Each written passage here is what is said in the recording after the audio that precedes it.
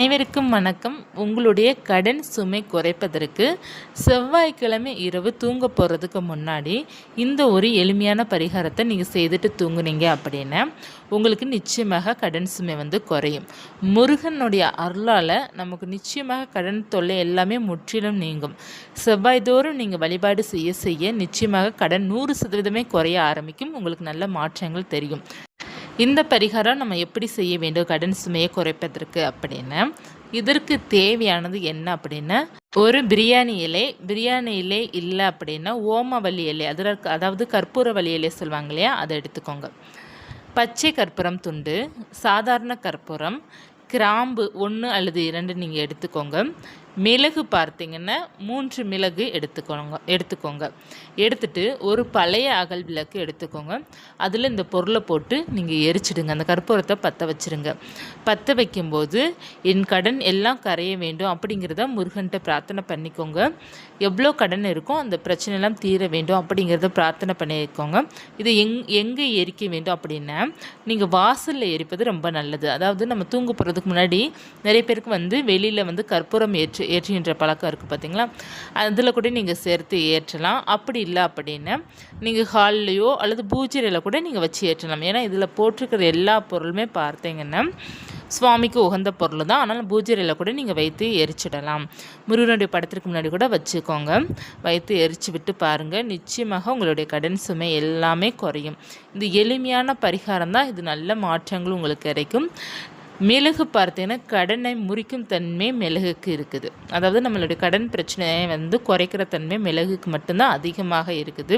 அதனால் மிளகு பரிகாரம் பார்த்தீங்கன்னா நம்ம செய்ய செய்ய நிச்சயமாக நல்ல பலன் கிடைக்கும். நம்ம கடன் இருக்குது அப்படின்னா இந்த செவ்வாயை அதிகமாக பயன்படுத்த கடன் தொல்லை முற்றிலுமாக நீங்கும். அதாவது செவ்வாய்க்கிழமை வழிபாடு செய்யணும். செவ்வாய்க்கிழமை கடன் கட்டணும். செவ்வாய்க்கிழமை கடன் தீர பரிகாரம் நம்ம செய்யணும். செவ்வாய்க்கிழமை நம்ம தோறும் வாரம் செவ்வாய் வருது பார்த்திங்களா, அந்த செவ்வாய் தோறும் நீங்கள் கடன் அடைப்பதற்கான வழிகளை நீங்கள் என்னென்னு பார்க்குறீங்க அப்படின்னாலே உங்களுக்கு பாதி சுமை குறைய ஆரம்பிக்கும். அதாவது ஒரு செவ்வாயில் பார்த்தீங்கன்னா கடனை அடைப்பதற்கான பணம் கட்டிட்டு வரலாம். இன்னொரு செவ்வாய் நீங்கள் முருகன் கோவிலில் போயிட்டு வழிபாடு செய்துட்டு வரலாம். இன்னொரு செவ்வாய் பார்த்தீங்கன்னா கடன் தீர பரிகாரம் செய்யலாம். இன்னொரு செவ்வாய் பார்த்தீங்க அப்படின்னா வீட்டில் இருந்தபடியே முருகனை வழிபாடு செய்யலாம். இந்த மாதிரி நீங்கள் செய்து கொண்டு வாங்க. நிச்சயமாக நல்ல பலன் கிடைக்கும். ஒரு 2-3 மாதத்துலேயே உங்களுக்கு நல்ல ரிசல்ட் கிடைக்கும். இந்த பரிகாரம் வாரந்தோறும் செவ்வாய்க்கிழமை செய்து பாருங்கள். உங்களுக்கு சீக்கிரமாக கடன் தொல்லை முற்றிலுமாக 100% நீங்கும். முருகனுடைய அருள் இருந்தது அப்படின்னா ஒரு நொடி போதும் நம்மளுடைய கடன் அடைப்பதற்கு. இருந்தாலும் நமக்கு கொஞ்சம் நாட்கள் ஆகும். ஏன்னா கடன் எதற்காக உருவாகுதோ அந்த விஷயம் திரும்ப நமக்கு நடக்காமல் நம்ம பார்த்துக்கிடணும். அதற்காகவே முருகன் பார்த்தீங்கன்னா கற்றுக்கிட வைப்பார். கொஞ்சம் நாட்களில் நமக்கு முருகனே சரி செய்து கொடுப்பார். நம்பிக்கையுடன் இருக்கணும். எப்போதுமே நம்மளுடைய நம்பிக்கை தான் நம்மளை வாழ வைக்கும். நம்மளுடைய நம்பிக்கை தான் கடன் பிரச்சனை திருத்து வைக்கும். நம்மளுடைய நம்பிக்கை மட்டும்தான் பார்த்தீங்கன்னா ஏதோ ஒரு நிம்மதியை கொடுக்கும் நமக்கு. ஆனால் நம்பிக்கை மட்டும்தான் நமக்கு இந்த இடத்துல வேண்டும். எப்போதுமே கடன் இருக்குது அப்படின்னா கவலைப்படாமல் நம்ம சரி பண்ணிக்கலாம் அப்படிங்கிற ஒரு பாசிட்டிவிட்டியோட முருகன் மேலே நம்பிக்கையோடு இருக்கணும்.